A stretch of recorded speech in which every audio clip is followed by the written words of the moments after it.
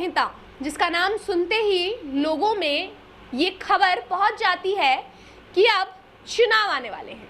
तो आज चुनावों की तारीख का ऐलान हो चुका है और चुनावों की तारीख के ऐलान के साथ जो चीज़ बिहार में अब लागू हो गई है वो है आचार संहिता। आप सभी को ये जानने में दिलचस्पी होगी कि आखिर आचार संहिता क्या होता है। आपको बता दें कि आचार संहिता लागू होने के साथ ही कुछ नियमों का पालन करना अनिवार्य हो जाता है।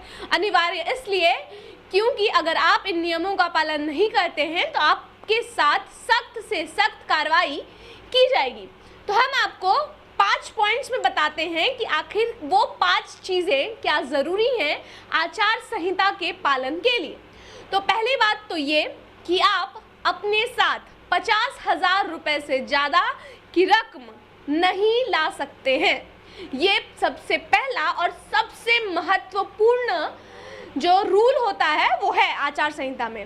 अगर आप कहीं से आ जा रहे हैं और आपके वाहन में या आपके साथ 50,000 रुपये से ज़्यादा की रकम पाई जाती है तो आपके साथ सख्त से सख्त कार्रवाई की जाएगी। आपको बता दें कि आचार संहिता लागू होते ही पूरे बिहार में चेकिंग पोस्ट और चेकिंग की जो प्रक्रिया है वो बढ़ जाती है। इसी के साथ आपको बता दें कि पटना एयरपोर्ट पे भी ये जो प्रोसेस है उसको लगाया गया है। इनकम टैक्स के ऑफिसर्स को बिठाया गया है कि 50,000 रुपये से ज़्यादा की रकम को अगर पाया जाता है तो उसको उस इंसान पे तुरंत से तुरंत कार्रवाई की जाएगी। उसके बाद जो दूसरी खबर या हम कहें जो दूसरा नियम होता है वो ये है कि आपको जो होर्डिंग पोस्टर्स जिन पार्टियों ने लगवाए हैं, आपने देखा होगा कि आज तक पटना के गली चौराहे में हर जगह पोस्टर ही पोस्टर लगे हुए हैं।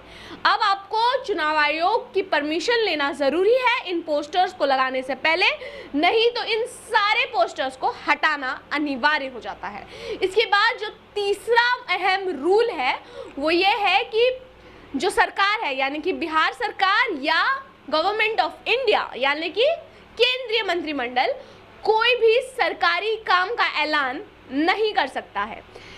इसलिए क्योंकि अब आचार संहिता लागू हो गई है, बिहार सरकार अब अपने किसी भी योजना के बारे में ऐलान नहीं कर सकता है, ना ही उसका उद्घाटन कर सकता है।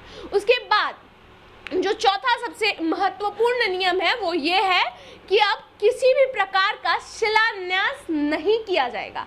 जो विधायक निधि से जो काम किए जाते हैं उन पर जो शिलान्यास का दौर चला आ रहा है उस पर भी अब रोक लग जाएगी। आपको बता दें कि कई विधायक जी ऐसे हैं कि ट्रक भर शिलान्यास का बोर्ड लेकर घूम रहे थे कि अब बोर्ड लगा देते हैं, काम बाद में करवाएंगे, लेकिन अब ये भी काम रुक जाएगा। उसके बाद पांचवा और जो महत्वपूर्ण नियम होता है वो ये है कि आप यानी कि मंत्री साहब किसी भी सरकारी जो काम होता है यानी कि सरकारी बेनिफिट्स जो आपको सरकार देती है वो अब आप उसका इस्तेमाल नहीं कर सकते। यानी कि गेस्ट हाउसेस का इस्तेमाल अब नेता मंत्री लोग नहीं कर पाएंगे, ना सर्किट हाउसेस का जो इस्तेमाल है वो कर पाएंगे। यानी कि जो सरकार द्वारा दी गई आपको बेनिफिट्स हैं मंत्री नेताओं को, अब वो उसका इस्तेमाल नहीं कर पाएंगे। तो ये आचार संहिता के 5 बहुत ही महत्वपूर्ण नियम आज हम आपको बता चुके हैं। आपने न्यूज़ भारतवर्ष देखा, इसके लिए आपका बहुत बहुत धन्यवाद। अगर आप हमारा वीडियो फेसबुक पर देख रहे हैं तो हमारे पेज को लाइक कीजिए। अगर आप हमारा वीडियो यूट्यूब पे देख रहे हैं तो हमारे चैनल को सब्सक्राइब कीजिए। आपका ये वीडियो देखने के लिए बहुत बहुत धन्यवाद।